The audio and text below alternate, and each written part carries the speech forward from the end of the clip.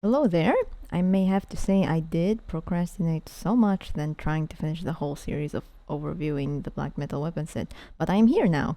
If you are interested in seeing the rest of the videos that I have uploaded about one of the most notorious weapon sets in the game, I have a playlist that is going to be linked down below about the black metal weapons. They are known for dealing tremendous amount of damage in exchange of your own health, which not a lot of you guys like to take risks. Anyway, the weapon we are going to look over is a part of the black metal set, and it's a melee that can make you do a leap jump like the Storm King's Fury and my signature weapon, Guardian's Will. That is the Black Blade. It is a two-handed heavy sword, making it have its own category in the collection book. The Black Blade schematic is obtainable at the start of the third week of the Halloween season from the event store by purchasing with gold.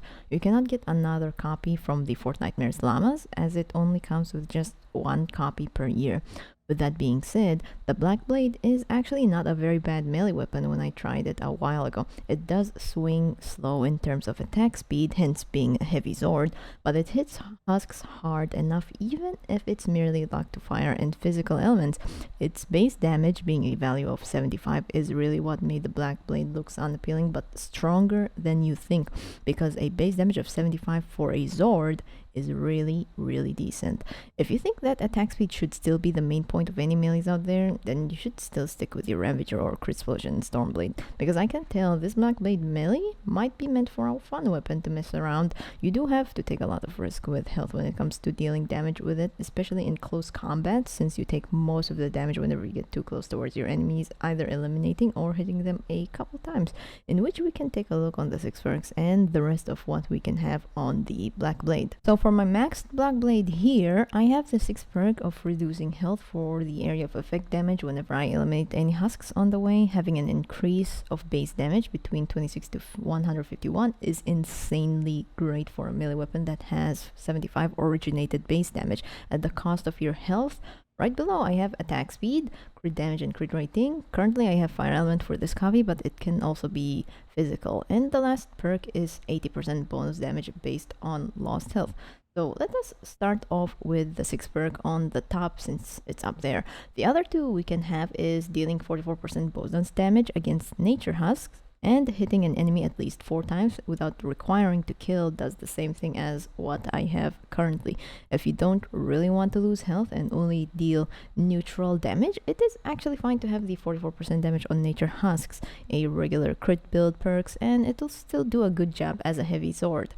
But if you're a Chad and a risk taker, perhaps having one of the 6 perks that deals AoE damage would best describe the Black Blade at best. I'd rather have the eliminating one instead of hitting something 4 times because of the cooldown every time it triggers, in which the difference is by a mere second. And for the area of effect damage to trigger, hitting husks with the Black Blade takes a very short time than 4 seconds, especially when you're swinging constantly, unless you don't have that attack speed perk. So I would rather rely on eliminations than hitting it 4 times. Obviously, because I'm already dealing enough damage to clear out a bunch of husks.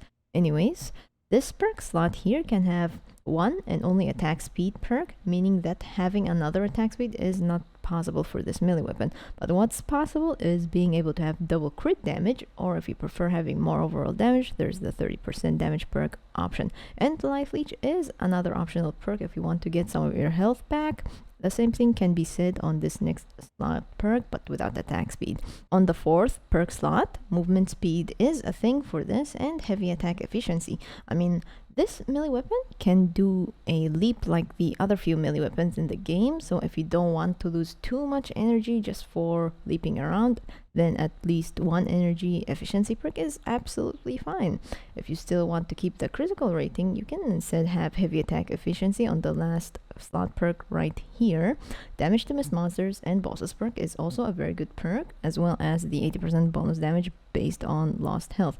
I have mine with the 80% bonus damage is because I do kill quite a few husks and ending up losing most of my health, but that 80% damage stays permanently as long as I am on the brink. That should be all of the perks and the ones available for the Black Blade. It doesn't seem like an all-rounded or a simple perking, because you have to relinquish a necessary perk in order to have the other good perk to work around, just like wanting to have double crit damage and attack speed, but you need to remove the first one in order to have that certain certain perk, in which how every single black metal weapons are actually made for. Now we can move on to the loadout that I have used earlier in the 160s for this Black Blade. As you have expected, it is a ninja loadout indeed, because there is one of the class perks called Shadow Stance that gives a small percentage of movement speed and armor for every eliminations with a melee weapon, making it a very good class focused for a heavy sword weapon. I have Swords Master Skin as the commander lead in this loadout. He increases sword damage by 75% while in Shadow Stance.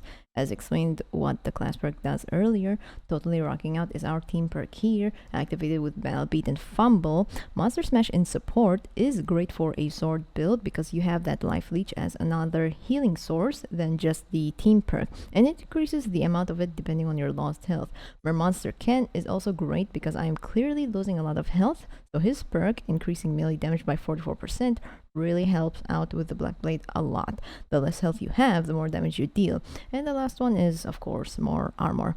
The reason why I don't use Paleo Luna for this build is because she relies a lot more on having your current health added towards your damage. That means the more health you have, the more damage you deal.